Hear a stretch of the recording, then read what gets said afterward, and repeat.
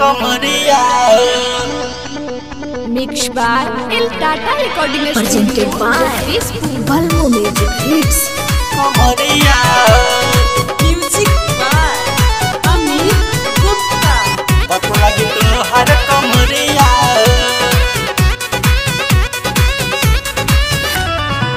आइलू बंगाल से तू पलिया में नाचे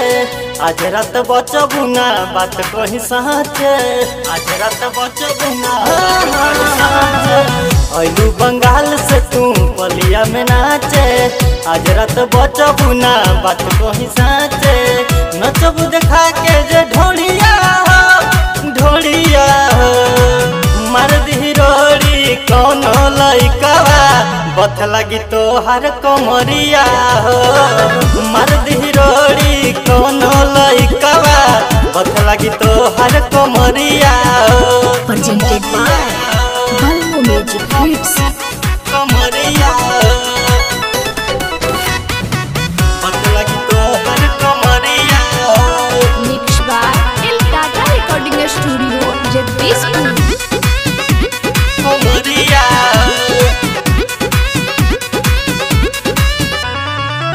आइलू नाचे उमर बताचे लगे हिला के कमरिया रानी हो गिराइए देबू का रानी हो गिराइए देबू का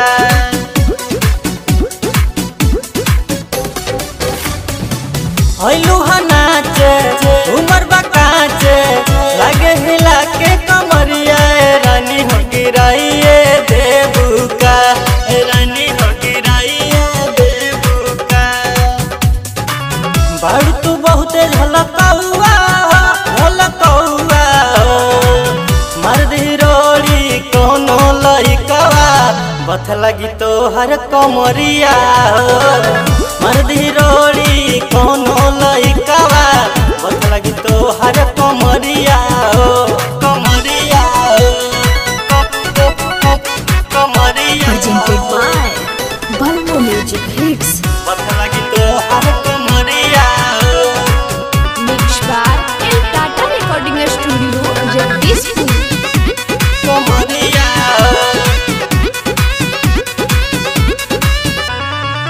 विमलेश बेदरदी बड़े मन मरदी कहेले रतिया अपन न जन तू न खड़ा कर जन तू न खड़ा कर